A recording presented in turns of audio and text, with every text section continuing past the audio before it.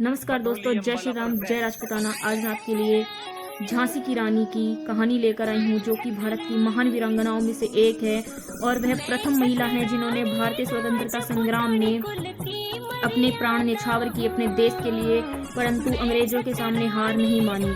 तो आज तक जो लोग नारी को अबला समझते थे, तो झांसी की रानी की कहानी सुनिए, तब आपको पता चलेगा कि नारी क्या है। भारत में ऐसे कई क्षण आए जब महिलाओं ने अपनी शक्ति दिखाई। तो आइए भारत की इस महान वीरांगना को याद करते हैं और झांसी की रानी की कहानी सुनते हैं।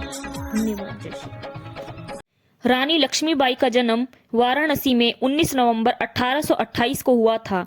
उनके बचपन का नाम मणिकर्णिका था, लेकिन प्यार से उन्हें मनु कहा जाता था।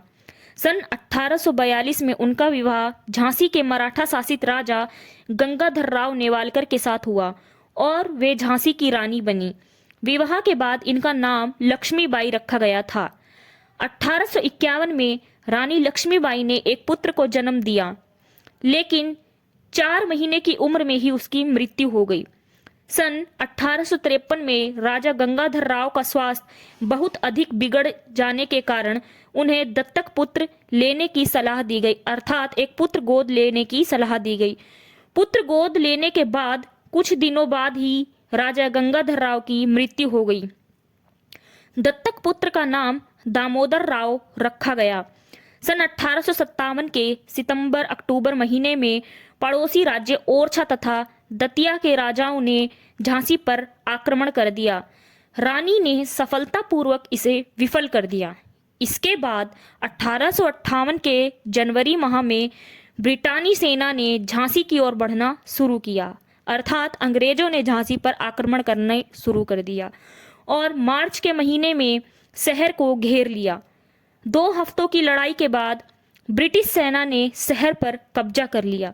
हालांकि रानी दामोदर राव के साथ अंग्रेजों से बचकर भागने में सफल हो गई। रानी झांसी से भागकर कालपी पहुंची और तात्या टोपे से मिली। तात्या टोपे झांसी की रानी के गुरु थे, जिन्होंने झांसी की रानी को युद्ध कला सिखाई थी। तात्या टोपे और रानी की संयुक्त सेनाओं ने ग्वालियर के विद्रोही सैनिकों की मदद से ग्वालियर के एक किले पर कब्जा कर लिया। 17 जून 1858 को ग्वालियर के पास कोटा की सराय में ब्रिटिश सेना से लड़ते लड़ते रानी लक्ष्मीबाई शहीद हो गई। रानी लक्ष्मीबाई बेहद ही कम उम्र में झांसी की शासिका बन गई। जब उनके हाथों में झांसी राज्य की कमान आई, तब उनकी उम्र महज 18 साल ही थी। तो आप सोचिए, 18 साल की उम्र में एक लड़की ने किस प्रकार अंग्रेजों को आपको यह सुनकर आश्चर्य होगा कि जितनी भी लड़ाइयां झांसी की रानी ने अंग्रेजों से लड़ी, छोटी मोटी जैसी भी, झांसी की रानी अंग्रेजों पर भारी पड़ी।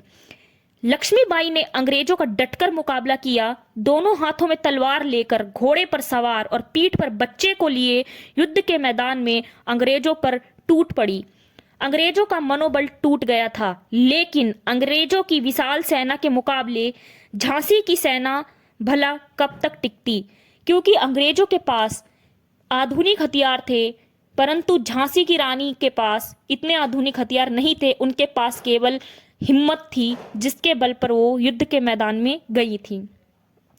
आखिर में अंग्रेजों का झांसी पर कब्जा हो गया था। स्वतंत्रता के लिए बलिदान का संदेश झांसी की रानी ने कुछ इस प्रकार दिया। अंग्रेजों के साथ लड़ाई में रानी लक्ष्मीबाई बुरी तरह घायल हो गई थी।